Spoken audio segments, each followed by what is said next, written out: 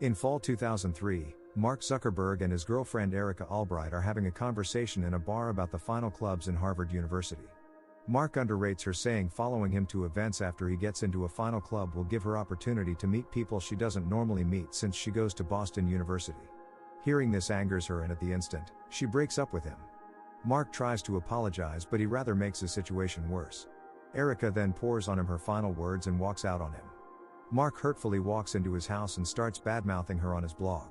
Soon enough, he comes up with another idea to create a website where he compares photos of girls in the school for a vote on who is hotter. He hacks into the database of several houses to get as many photos to use on his website. He now needs a little touch to make it a success.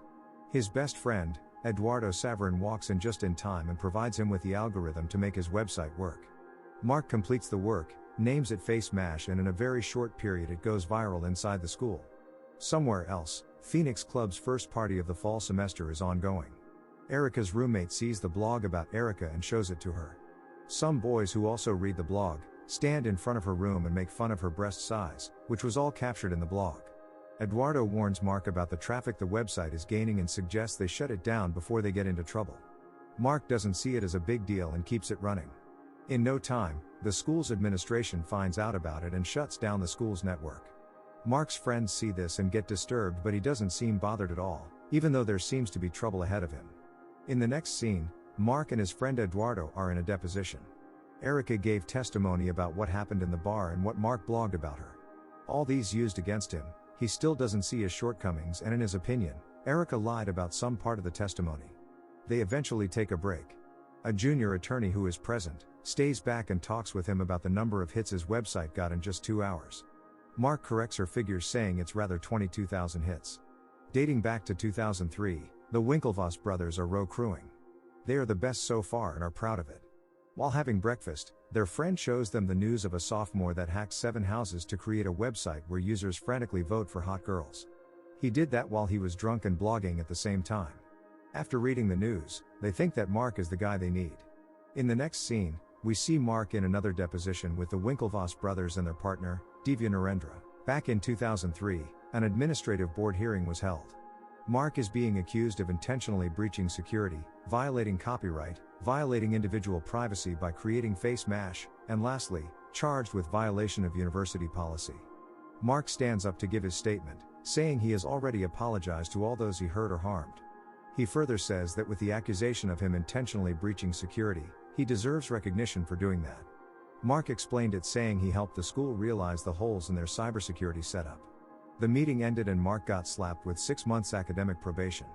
While in class one day, a note is passed to Mark, with an insult directed at him. Seeing this, he packs up and leaves the class. On his way, he meets the Winklevoss brothers, who propose a deal. They take him to a porcelain club they were in. There, he meets their partner, Divya, who is impressed with his works. The Winklevoss go on to explain the deal to Mark. They have a website they want to create and name Harvard Connection, which will be used by the students in the school. On that website, you can create your own page, write about yourself, or even post your pictures, and people can go online, read them, and choose to send you a friend request. They want him to build the website and write the code needed to make it a success. Mark gladly accepts the deal. In a deposition with the Winklevoss brothers, Mark claims he doesn't quite remember what he said since years have passed by. In another deposition, Eduardo is suing Mark. Mark questioned when he came to Eduardo with the idea of the Facebook, and he said, "At a party." The movie then flashes back to when Mark went to Eduardo at the party. Before Mark could let out the reason for his presence, Eduardo first tells him he received a letter of acceptance from the Phoenix Club, the club Mark also wanted to get in. Mark then takes him outside to tell him the idea he has. He wants to create a website where people will provide their photos and information without being hacked, and be able to invite their friends to join as well. Eduardo thought it was a brilliant idea. Mark came to Eduardo because he needed money to start it up. He requested for $1,000 and offered terms in which they split the profits, 70% for Mark and 30% for Eduardo. Mark in addition hands him the position of a chief financial officer. Eduardo agrees to these and gives him the money. Eduardo is in the deposition with the Winklevoss brothers. It is made known that Mark never raised concerns on the site's functionality until the 16th message he sent to them, which means he was leading them on for a whole 6 weeks. Mark doesn't agree to it and clarifies that he doesn't have any time to listen to lies. Back in Mark's room, he asks Eduardo the names of the girls he met at the seminar. The next thing we see is Mark and Eduardo having fun with the girls inside the male washroom. Soon after, Mark sees Erica and approaches her. He wants to take her outside and apologize for what he did. Erica looks at him in disdain and refuses to follow him outside. Mark leaves, with remorse written all over his face.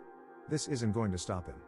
He comes up with a new plan to expand the use of the website to Yale and Columbia.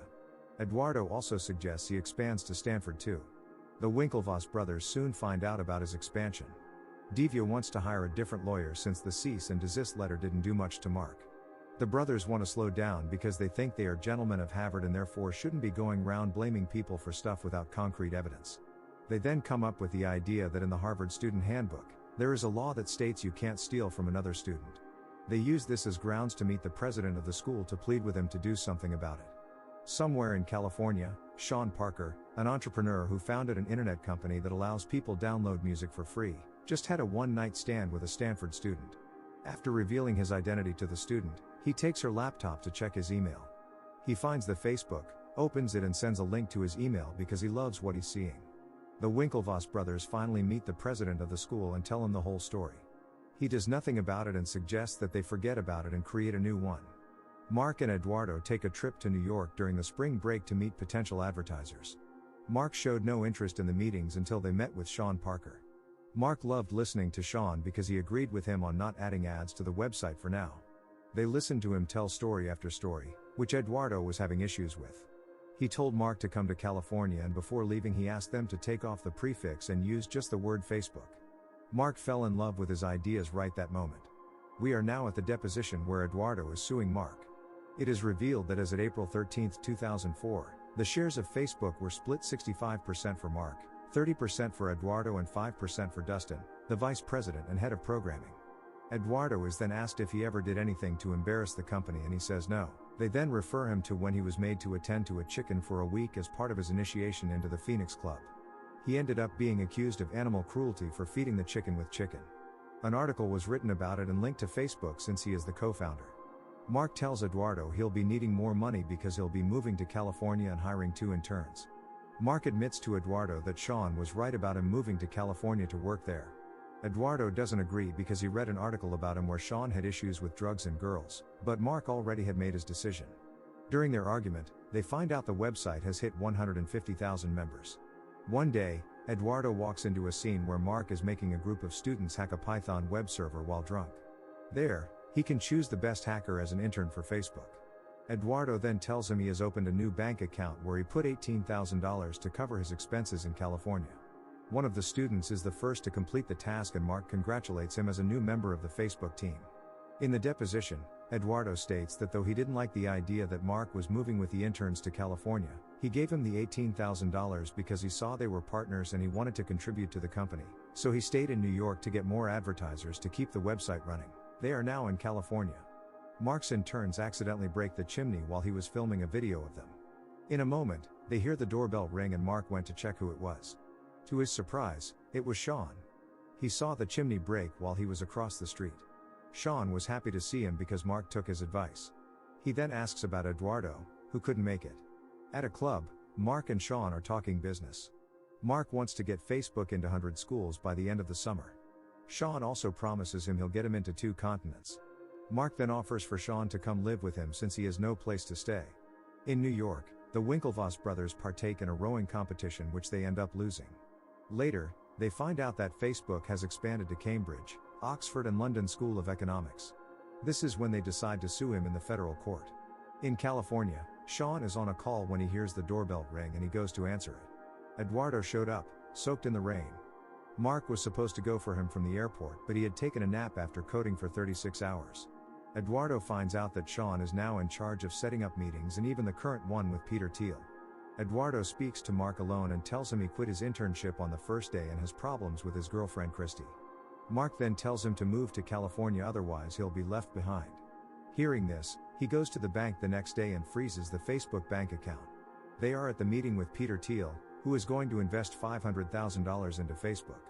Mark finds out from Peter, Eduardo has frozen the account. Eduardo is in his room when Christy comes in to pick up a fight with him.